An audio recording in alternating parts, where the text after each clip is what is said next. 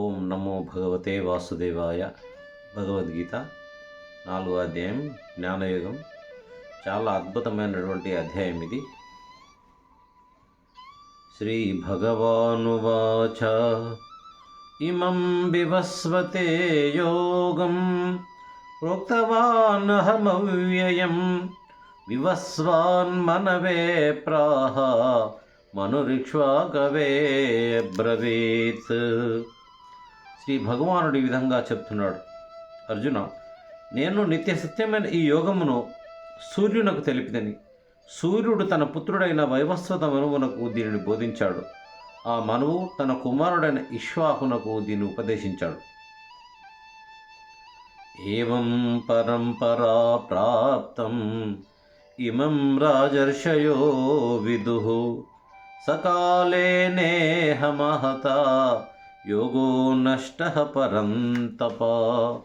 అర్జున, ఈ విధముగా పరంపరాప్రాప్తమైన ఈ యోగమును రాజర్షులు ఎరింగిరి. కానీ అనంతరం ఈ యోగము కాలక్రమమున భూలోకం నందు లుప్తమైపోయింది, కనిపించకుండా కనుమరుగైంది.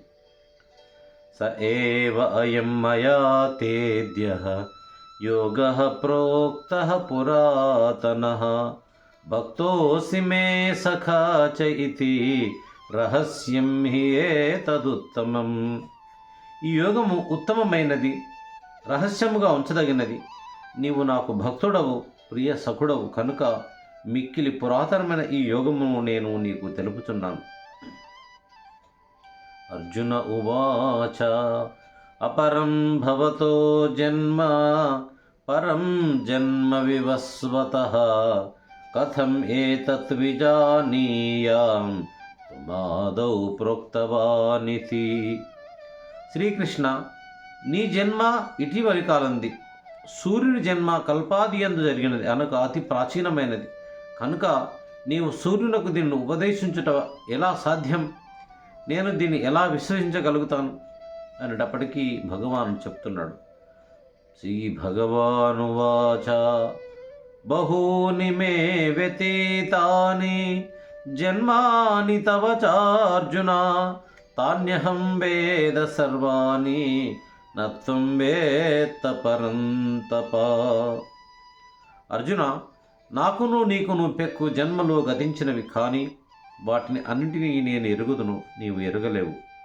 అజో అపి సన్నవ్యయాత్మ భూతానాం ఈశ్వరోపి సన్ ప్రకృతిం స్వామధిష్ఠాయ సంభవామి ఆత్మమాయయా.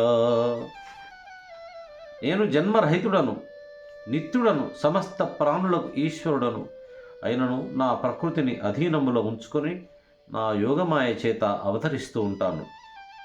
యదా యదా హి ధర్మస్య గ్లానిర్భవతి భారత అభ్యుత్థానమధర్మస్య తదాత్మానం సృజామ్యహం. అర్జున, ధర్మమునకు హాని కలిగినప్పుడు, అధర్మము పెచ్చు పెరిగిపోవచ్చున్నప్పుడును నన్ను నేను సృజించుకొందును, అనగా సాకార రూపముతో ఈ లోకమున అవతరింతును. పరిత్రాణాయ సాధూనాం వినాశాయ చ దుష్కృతాం ధర్మ సంస్థాపనార్థాయ